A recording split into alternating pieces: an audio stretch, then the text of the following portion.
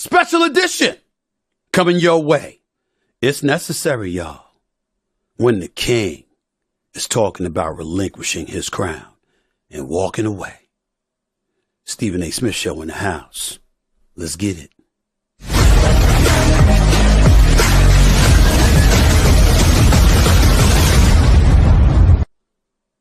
What's up, everybody?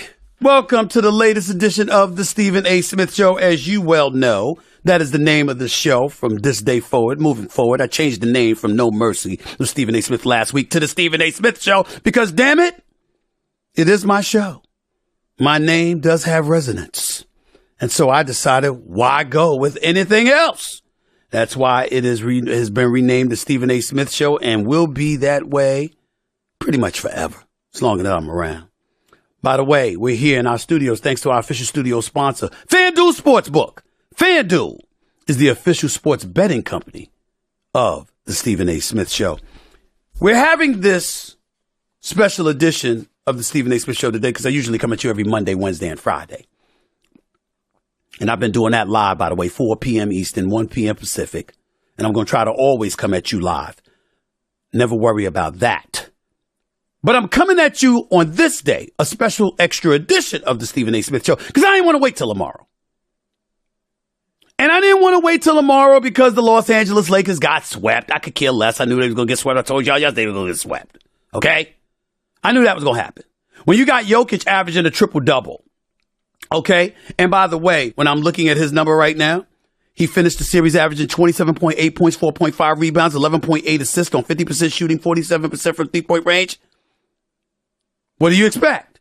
When you got Jamal Murray averaging 32.5 points, shooting 50% from the field, 52.7% to be exact, 40.5% from three-point range, okay?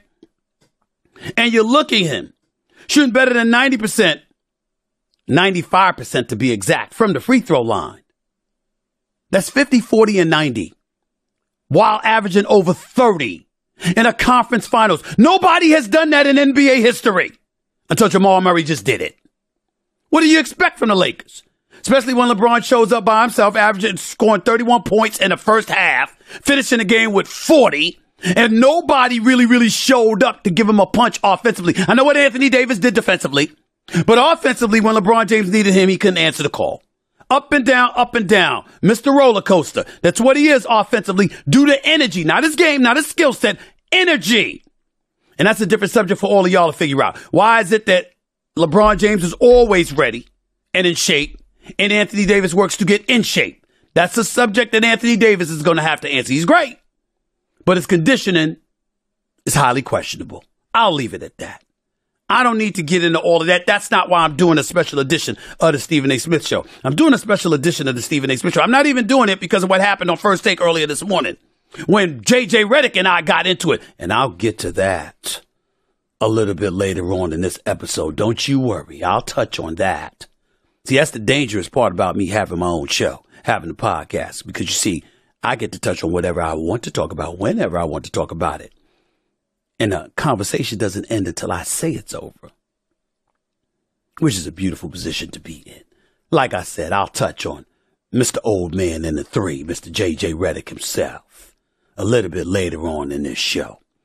But I'm here today because of LeBron James. Because LeBron James, in the aftermath of losing to the Denver Nuggets, of the Los Angeles Lakers getting swept, of LeBron James suffering the third sweep of his career, and talking to the media about his future. This is what LeBron James said that shocked the hell out of all of us. Listen to this. But I don't know. I got a lot to think about, to be honest. And just for me personally, going forward with the game of basketball, got a lot to think about. I never expected to hear that from LeBron James. LeBron James has basically told the world he's contemplating retirement. It's hard to imagine that it came to this, because forget basketball for a second. Think about the father. And I have to admit, LeBron James and the imagery that he has, if you read my book, Straight Shooter, a memoir of second chances and first takes, which was a New York Times bestseller, you'll know my story about my relationship with my dad. When I think about LeBron James and I see his relationship with his sons, Bronny and Bryce, I just can't say enough about the role model and the inspiration that he is and how he deserves all the praise in the world that he gets. That man loves his children. And you could just see what a wonderful father he is because you see them around him and you see how wonderful he is with them. And his wife, Savannah, I can't say enough. I think she's the first lady of the NBA. I really, really do. She's just class personified. She's special. Aisha Curry's there too. Don't get me wrong. They're both fantastic. But Savannah is just, she's something special. And I bring all of that up to say this. LeBron James has been saying for the last year plus, all he wants to do, all he's got left to do is he wants to be in the NBA when his son is there. He wants to play with his son. He's told us that on numerous occasions. And we know what a phenomenal father he is. We know how much he loves his children. We know we've seen him at Bronny's games in Sierra Canyon. And now he's going to be at USC next year as a freshman.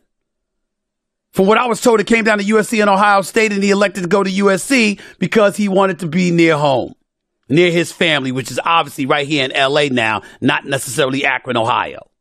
That's what Bronny wanted to do. That's what he ended up doing. And LeBron James obviously is right here in town playing for the Lakers. So it's a beautiful thing. So if he was at his games in high school, what you think he going to do when USC got a game?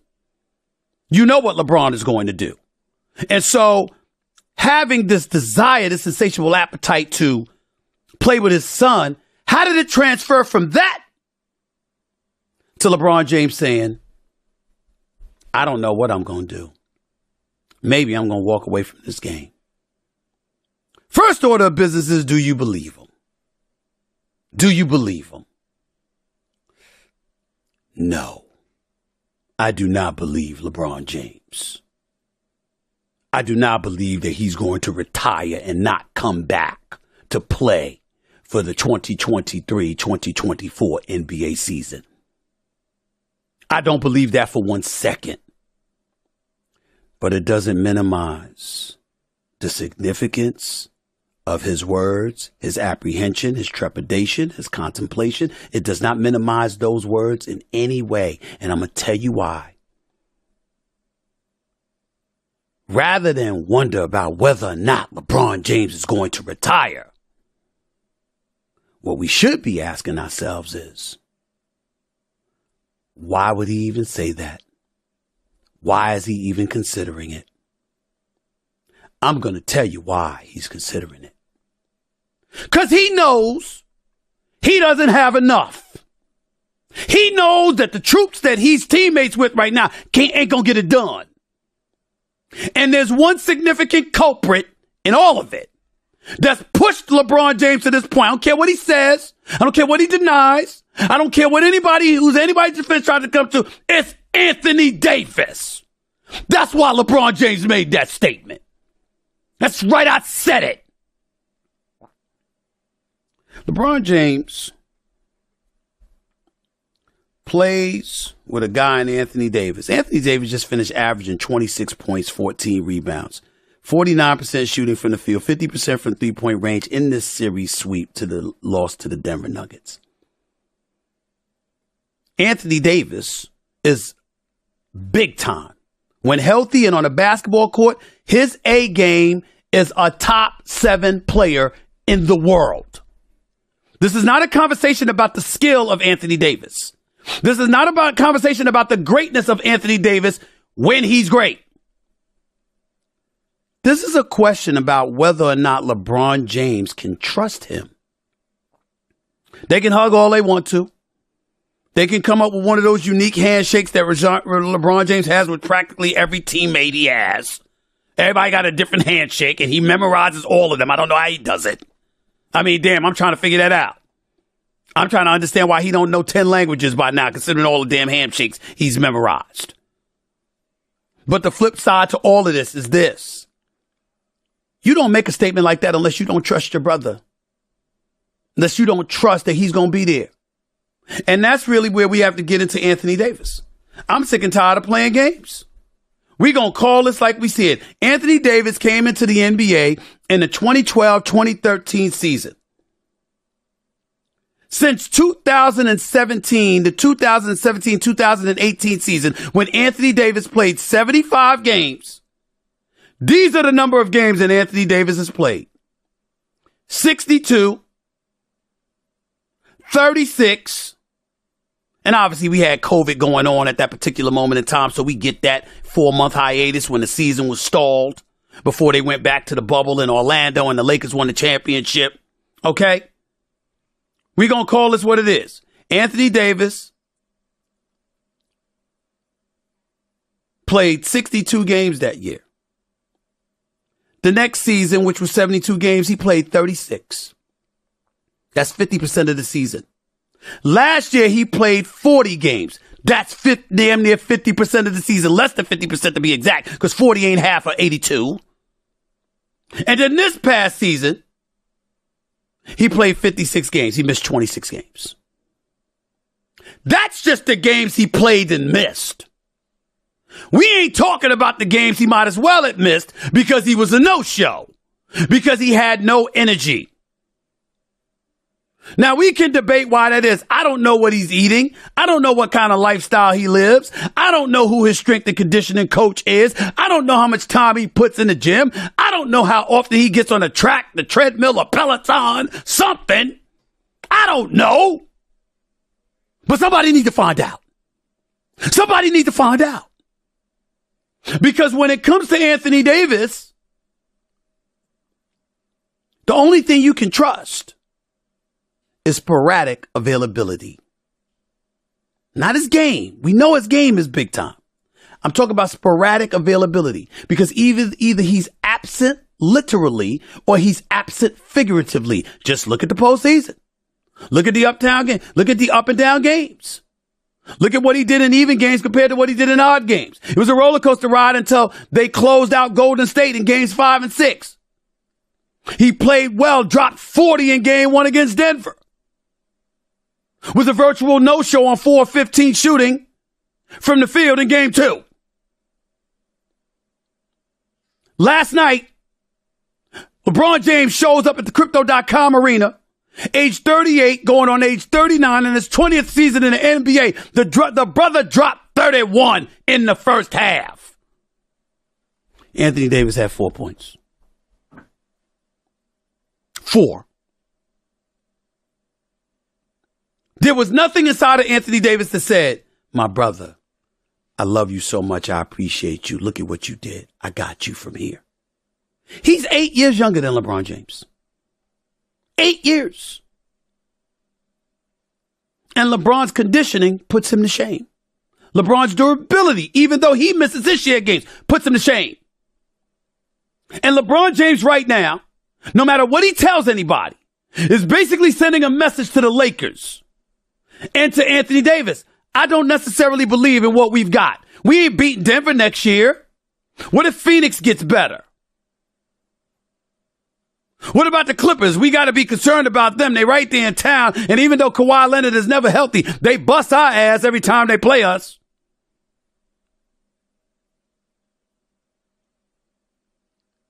What about them?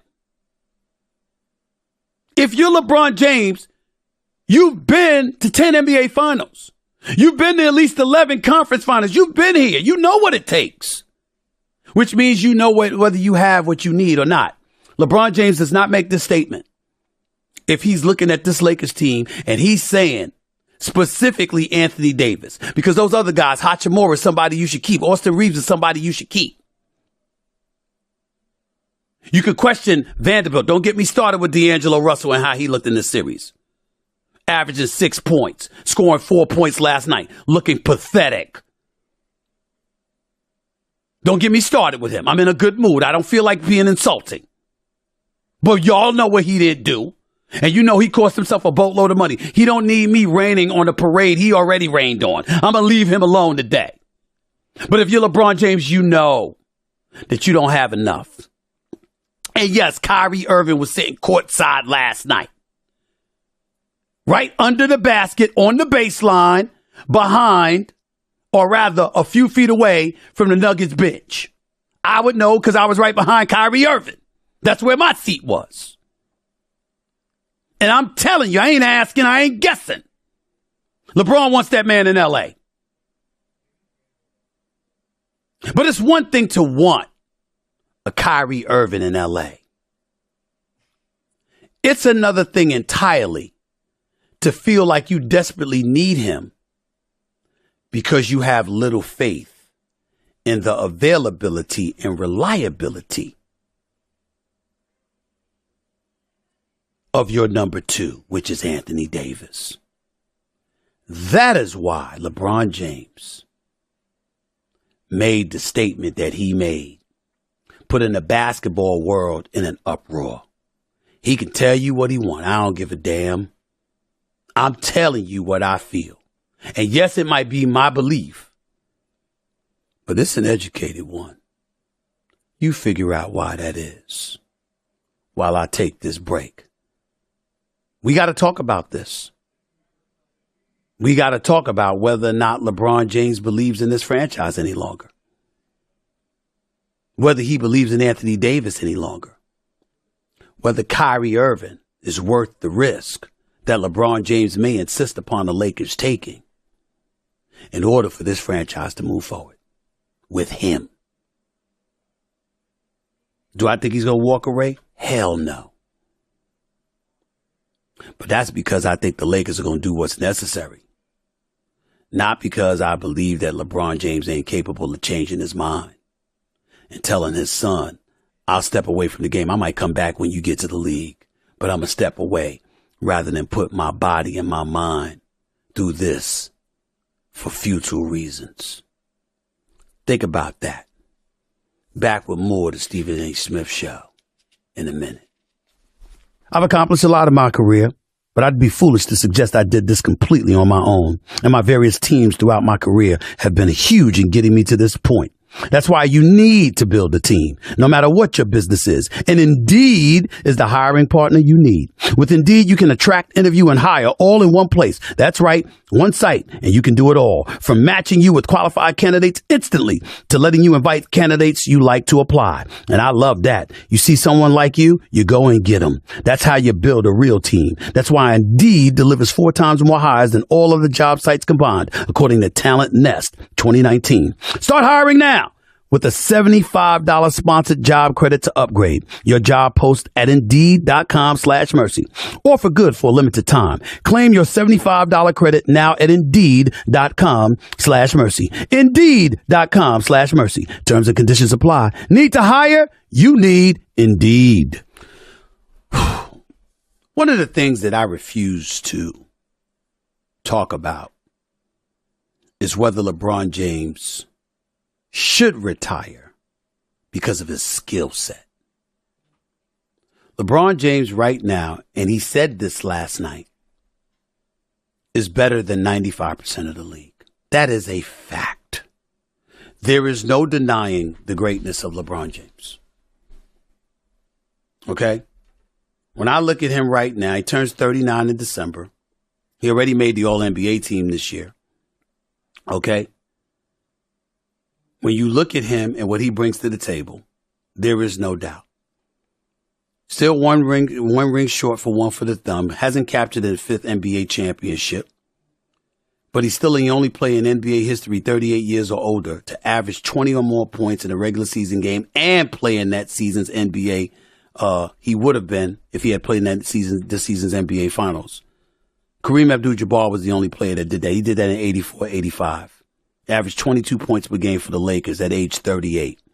If LeBron had made it to the finals, he would have been the second player. But this is what is telling about LeBron James. Let's just take last Monday night's game into consideration, Game 4. LeBron James scored 21 points in the first quarter, 7 of 9 shooting. 10 points in the second quarter, hit all 4 of his shots. That's 31 points for the half. Then he hit 6 points on 3 of 6 shooting in the third quarter and 3 points on 1 of 6 shooting in the fourth quarter. It is conceivable, if not downright likely, the man was tired. What's wrong with him being tired? The reality of the situation is if you have pieces around him who are doing what they're supposed to do, LeBron starts and then he can come in and finish. But somebody is supposed to be able to carry the load for at least a couple of quarters. Give him a reprieve, a break. Why the hell you think he wants Kyrie Irving? Because that's what Kyrie Irving does. Now, I have been on the record. Kyrie and I have had our issues. And damn it, they'll probably never go away. I never once told you I didn't respect him. I never once told you he was not great. I never once told you he wasn't sensational and box office. A matter of fact, I'm on the record saying that Kyrie Irving is worth $50 million per year in today's NBA economy. After all, Jaylen Brown, who I love, by the way, who's a member of the Boston Celtics, who's on the verge of getting swept his damn self, who's shooting 2 of 20 from three-point range, all right, and 37% from the field in this series against the Miami Heat. He's in line to get a five-year, $295 million extension. He ain't gonna get that much, but he's in line to get nearly $60 million a year. Don't tell me Kyrie ain't worth 50. Kyrie box office. He's spectacular. The ball handling skills, his sensational scoring ability, his ability to finish at the basket. Kyrie is sensational. My issue with him is one thing and one thing only. There's always an excuse to miss work. That is my position. I'm not changing it on it. But that's not for me or anybody else to interpret that as me castigating his character and talking about him like a dog or anything. I'm not doing that to Kyrie Irving. I cover the damn game of basketball. If somebody don't show up to work, I'm going to say they don't show up to work. If somebody's sporadic and questionably reliable like Anthony Davis because of his up and down tendencies, I'm going to say it. And if somebody is great, like LeBron James, I'm going to pay homage to that brother and tell you he's great. Just like Tony the Tiger said, great. I'm going to say it. LeBron James is that dude. Didn't look good shooting from 3-point range this series. Ended up shooting 26% from 3-point range, but I ain't counting that. That was just the last game. He walked into the game shooting 2 of 24 from 3-point range. He walked into the game shooting that. Into game 4. I had to tell him, stay off the 3! Because that's how bad it was. But that's all I could say about him. Big, strong, athletic, finishes at the basket, jump shooting, post game. I mean, he's the complete package. But no matter what I feel about LeBron James' greatness as a player, what's undeniable is what he's meant to the game. We have all benefited from the greatness of LeBron James. Not only do I not think he should retire, I don't want him to retire because we will miss him when he's gone. And we should cherish every second we have with him around. But the reality is that his statement last night that brought into question his future was justified. Because Anthony Davis primarily has put him in that position.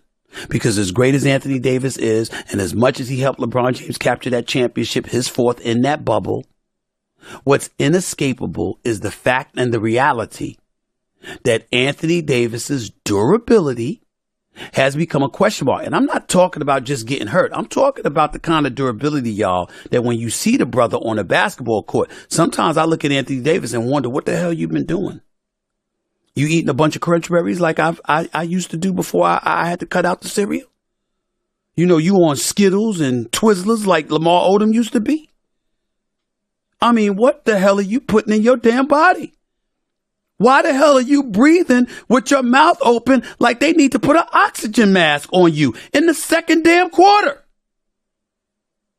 Y'all keep talking about his game. I ain't got nothing to say about Anthony Davis's game. He's great. They had some report, you know, he cut me off on Twitter. See, y'all some slimy asses. Some of you people in the media out there.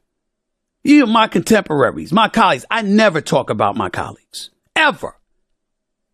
But some of y'all get on my damn nerves. And sometimes I be saying to myself, you know what? I'm going to use this platform. I'm just going to get in y'all ass. There was actually stories circulating, going viral. Anthony Davis, unfollowed Stephen A.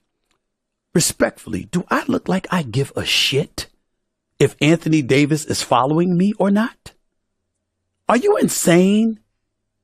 Why would that matter to me? First of all, I have millions of followers. Secondly, I ain't losing no sleep over Anthony Davis not following me. Thirdly, and more importantly, why do y'all care so much? See, this is the secret, ladies and gentlemen. For some folks, not all, not most, but some folks in the media that y'all need to understand. See, there's certain people, most people in my industry I have profound respect for. But overall, I respect the industry so much that even when I could get on a colleague or whatever, I don't. On a contemporary, I don't. I'm just as protective of them as players and coaches and general managers and stuff like that are of each other. There's a code that I follow because I believe in it. It's unwritten, but it's understood. You just don't do that. But there are other people.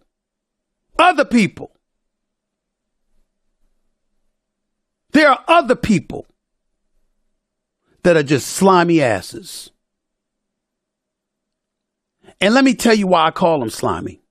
You see, I came up in a business where you actually had to go out and do stuff. You had to break stories.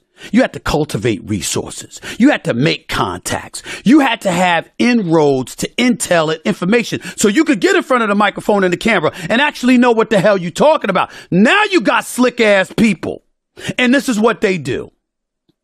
They try to pretend they're relevant by building their numbers, simply peeling stuff off of online and stuff like that to make it a story. How much work does it take to say that Anthony Davis unfollowed Stephen A? You don't have to go to the arena. You don't have to talk to players, coaches, managers, executives, owners, etc. You don't have to do any of that. All you get to do is sit back, look at what's circulating online and talk shit. You don't have to work like I do. But I digress. My point is, I don't care whether Anthony Davis follows me or not. I'm not having Thanksgiving dinner with him, and I'm not here to exchange Christmas gifts with him. And that goes for him or anybody in professional sports. Athletes, coaches, general managers, presidents of operations, owners. I don't give a damn. I care about being fair. I care about being humane. I care about being decent. And I care about being as accurate as I can possibly come close to being. That's it. Other than that, I sleep very well at night. And Anthony Davis don't stop this train. And neither does a LeBron James. But I'm still man enough to say, we gonna miss that brother when he's gone. Because he is a treasure to the institution of basketball. LeBron James knows he deserves better than what he has. Here's what I would tell LeBron James. I hear you loud and clear. I feel you. I don't blame you one bit for throwing that out there for everybody to understand. But I will shock you by saying this. The Lakers actually deserve your vote of confidence. I never dreamed in my wildest dreams that Rob Pelinka would be able to sit there and change this roster the way that he did.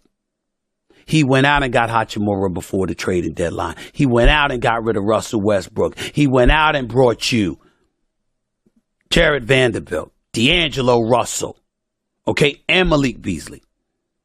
I actually thought Beasley should have played a little bit more in this series. Give him a chance. I think he could have did for you some of the things Lonnie Walker did for you. You just look at some of the pieces that the Los Angeles Lakers have. Rob Pelinka did that.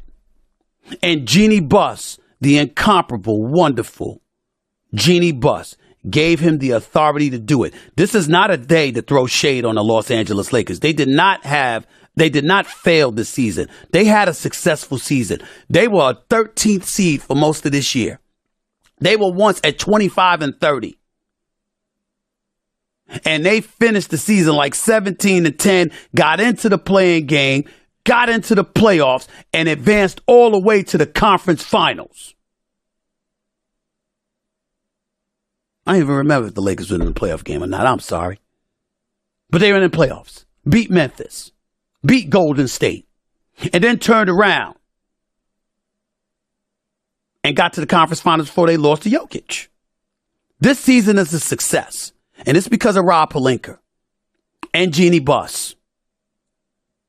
If you LeBron James, if that's your way of saying you want Kyrie Irving, wait a minute now. LeBron James is going to miss 25 to 30 games. He wakes up wondering how he's going to feel day to day and then makes his call. He's going to miss 25 to 30 games. You best believe Anthony Davis going to miss 25 to 30 games. If that's going to happen, how do you bring in a guy in Kyrie Irving that's going to miss 22 to 27 games? Who's going to play enough for you, consistently enough, to ensure that you win enough regular season games so you can have a relatively higher seed? You don't have to be in a play-in tournament. And you get to spell for LeBron James. Do you sacrifice your depth? I think so, honestly. So long as you keep Reeves and Hachimura. You got to lose Lonnie Walker, fine. You got to lose D'Angelo Russell, hell yeah. Mo Bamba, go ahead and give him up. You don't have picks to offer.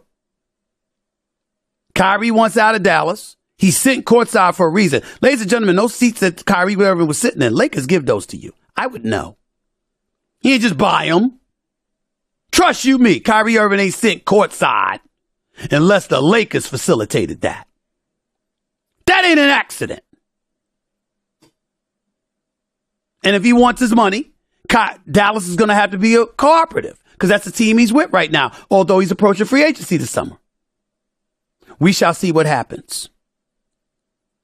Compromise your depth to some degree for a Kyrie Irving, but not Hachimura, not Reeves.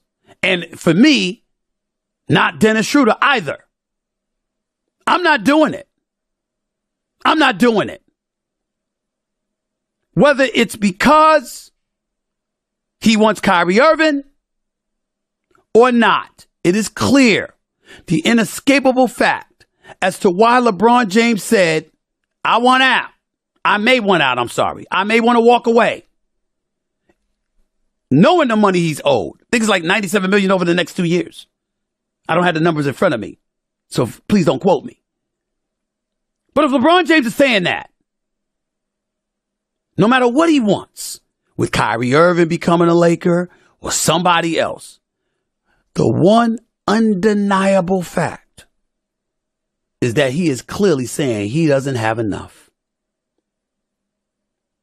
If Anthony Davis was better conditioned and more durable, there's no way in hell LeBron James would be saying that. It comes down to Anthony Davis, whether AD likes it or not. I respect the hell out of AD. Got mad love for him. Great person. Great player. Spoke to his daddy the other night. That was a lot of fun arguing back and forth with him in a very friendly, respectful manner. Love his dad. He knows I'm not questioning AD's and met his mama. Mama AD, we'll call her. Wonderful woman. Stevie A loves the mamas. Always have, always will. But I told her the same thing. He's got to play more. That's the issue. It's the only issue. LeBron knows he can't. That's why LeBron James said what he said. That ain't the end of this show. That's just the end of my discussion on LeBron James. First Take made news this morning because J.J. Redick and I got into it a little bit. You didn't think I was going to be quiet about that, did you? Nah, not on the Stephen A. Smith Show. Buckle up. I'll be back in a minute. With Vroom, you can shop thousands of cars right from your phone and have your next ride delivered straight to you.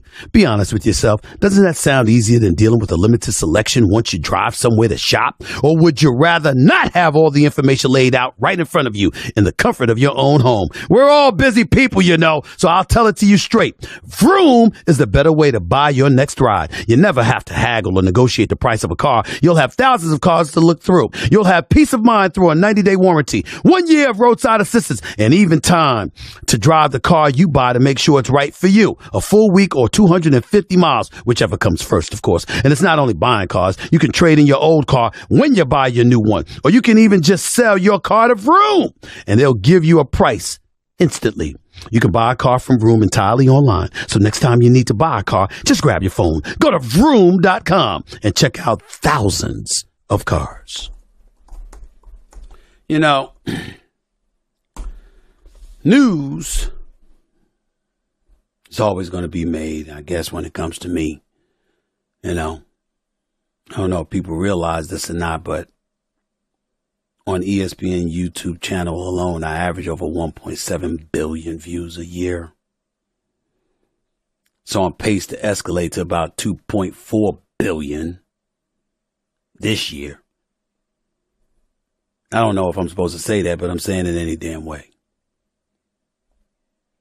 I'm kind of a viral magnet, I guess. To some of y'all would love that. To me, I don't always love it. I can care less when you've been in the business as long as I have. I mean, I don't look my age. I'm 55. I think I look a little younger than 55. But I'm still young enough, young at heart. Keep my ear and my nose to the grind. That younger generation that I want to have a positive influence upon any chance that I get is something I take seriously. Not perfect. I certainly make my mistakes. I'm going to make a lot more, by the way. But I am who I am. For better or worse, I'm Stephen A., baby. I've always been that way. I'm always going to be that way. That's who my mama raised me to be. When I think about sustaining anything that I've ever achieved in my life, My mentality is that you can never pull that off being a phony, because you'll always be exposed as trying to be something that you're not, because you weren't busy just simply being who you are. I bring up that because a little bit of me showed today after J.J. Redick tried to show himself today on First Take. We were speaking about LeBron's potential retirement. And J.J. Redick went on a soliloquy that I didn't quite deduce with clarity, because I wanted him to be more direct. And that morphed into something else. And because of it, that clip has gone viral. Me and J.J. Redick. Before I even comment any further, look for yourself. There's some earnesty in these comments, and it's not just for a calculated reason. He's coming off year 20, age 38, a long playoff run where he's had to play a ton of minutes with an injury, and it's just human nature that you would begin to say, oh, maybe I'm nearing the end. Go ahead, Wendy. I mean, I listened to every word JJ just said. I don't understand much of what he just said, but I listen. But go ahead, Wendy. Well, you didn't play, first, Stephen A. and then I'll try. Exactly. You didn't play. I didn't comprehend. I'm sorry. You don't understand athletic mortality. 3 games at wherever South Dakota, Winston-Salem State doesn't count. Yes, I got you. I understand. I got a degree, and I'm here on TV with you. I must be doing something right. Oh, you're definitely doing things right. You damn right. Go ahead, Okay, Wendy. guys, let's go. JJ. Oh, you see, this is the part that's kind of fun. Because there's something that y'all don't know.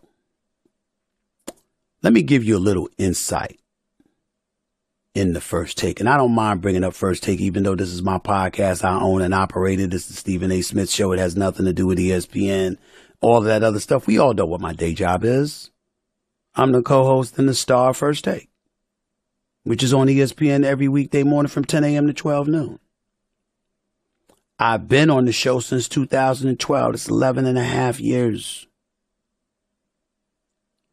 I've been number one every single year.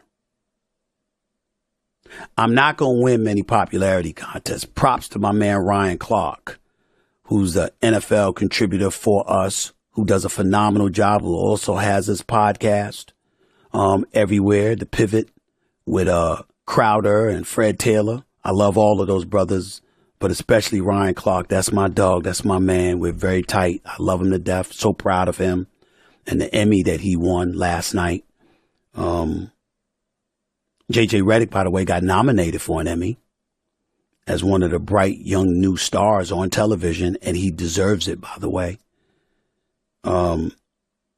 It's something that y'all got to know about me. I don't give a shit about popularity contest. I never have. If people are watching, listening, and reacting to the things that I have to say, I'm good. I've never won an Emmy. I've never been nominated for an Emmy. If people who've won those things, that makes them better than me, God bless them. I hope everybody wins an Emmy. I'm not hating. Go for yours. Because when you're somebody like me who announces to the world, I don't give a damn about popularity contest, you don't necessarily expect to be popular. And sometimes you're going to agitate people and you're going to get on their last damn nerves.